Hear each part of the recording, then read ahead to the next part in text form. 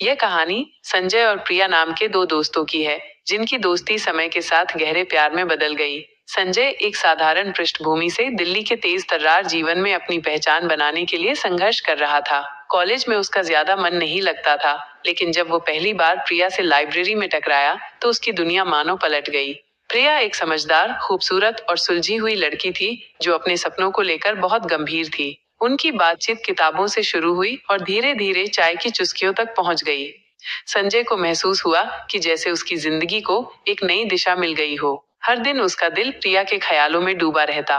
वक्त बीतता गया और उनकी दोस्ती गहरी होती चली गई। साथ में पढ़ना, कैंटीन जाना, फिल्मों पर बातें करना, ये सब उनके रिश्ते की नींव बन गए।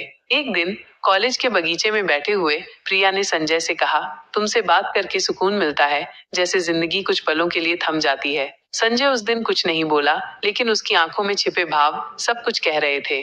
कुछ हफ्तों बाद संजय ने आखिरकार अपने दिल की बात कह दी, प्रिया, तुम्हारे बिना सब अधूरा लगता है। क्या तुम मेरे साथ अपना भविष्य सोच सकती हो? प्रिया कुछ पल चुप रही, फिर बोली, संजय, मैं तुमसे बहुत जुड़ गई हूँ, लेकिन मेरा सपना है एक बड़ी डॉक्टर बनना। मैं डरती हूँ कि कहीं ये सब मेरी राह में रुकावट न बन जाए। पर प्यार कहाँ सोचता है, वो तो बस दिल से दिल तक बहता है। कॉलेज खत्म होते ही प्रिया को लंदन की एक प्रतिष्ठित मेडिकल यूनिवर्सिटी में पढ़ने के लिए स्कॉलरशिप मिल गई। संजय उसे रोक नहीं पाया। उसने बस इतना कहा, मैं तुम्हारे इंतजार में रहूंगा, मेरी दुनिया तुमसे ही है।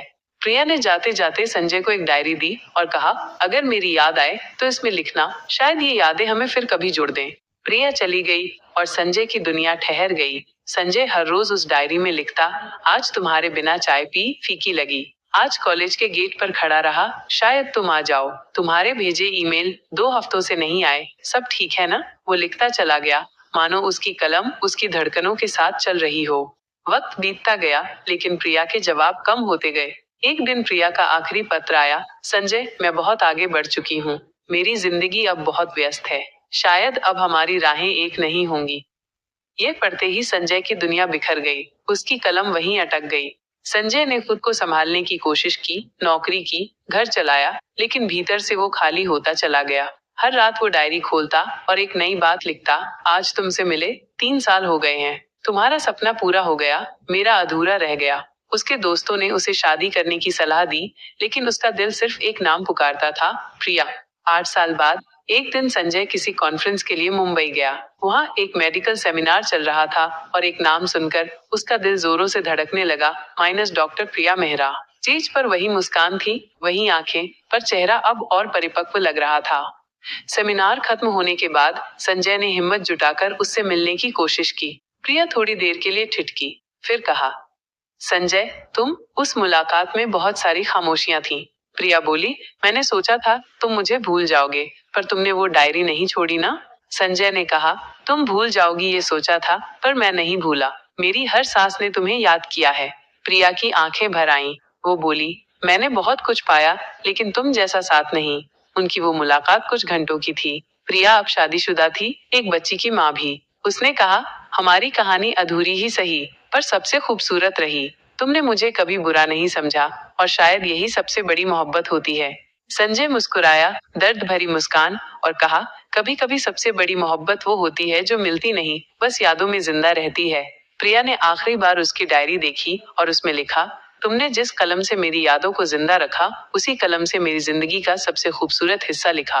वो आखिरी मुलाकात के बाद संजय ने डायरी बंद कर दी। अब उसमें कोई पन्ना नहीं जुड़ता था, क्योंकि उसकी मोहब्बत अब किसी और की जिम्मेदारी थी। पर एक बात हमेशा उसके अंदर जिंदा रही, वो एहसास जो अधूरा था, लेकिन सबसे गहरा था। सालों बाद एक दिन प्रिया को एक डाक मिला। उसमें वही डायरी थी, संजय का लिखा आखिरी पत्र, जब तुम ये पढ़ो, मैं शायद इस दुनिया में न रहूं, पर मेरी मोहब्बत हमेशा तुम्हारे नाम रहेगी। यादों की कलम से तुम्हारा संजय।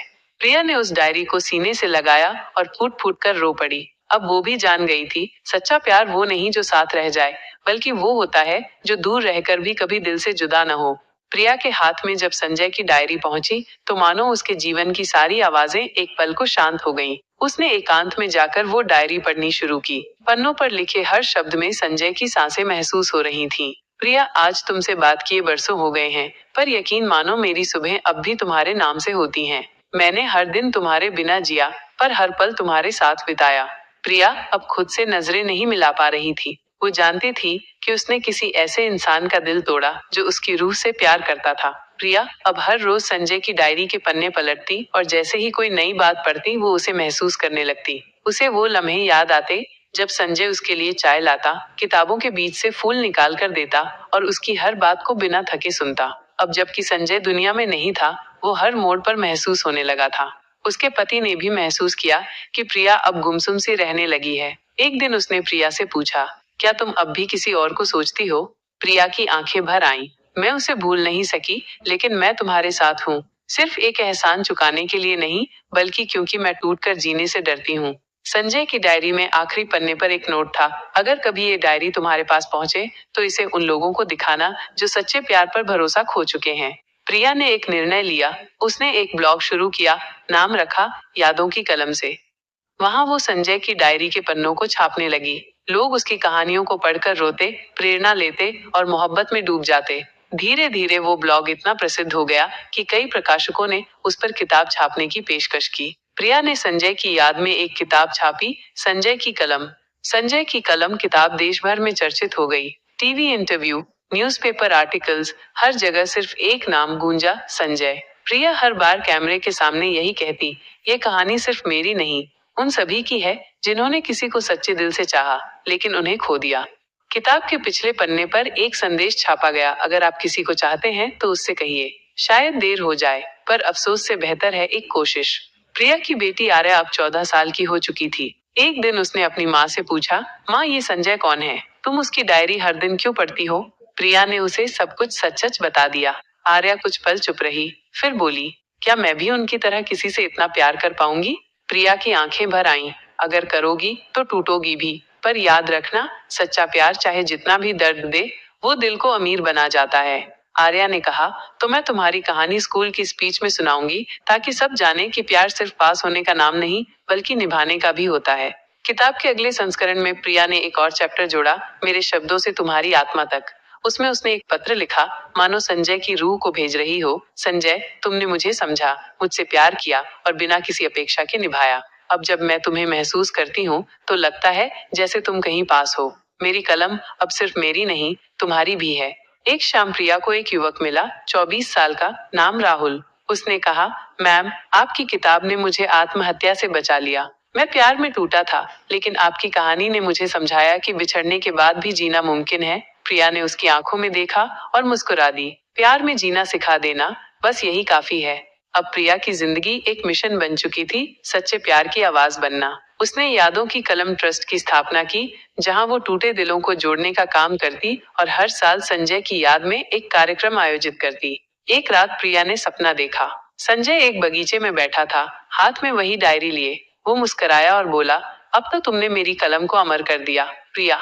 अब मैं हर उस दिल में जिंदा हूँ जो सच्चा प्यार करता है। प्रिया ने उसकी ओर हाथ बढ़ाया, लेकिन वो धुंधला होने लगा। जाओ प्रिया, अब मैं नहीं, तुम्हारी कलम बोलती है, मेरी यादों की कलम। सुबह उठते ही प्रिया ने डायरी का आखिरी पन्ना भरा। कुछ रिश्ते वक्त से परे होते हैं, जिनकी शुरुआत तो होती है, लेकिन अंत कभी नहीं आता।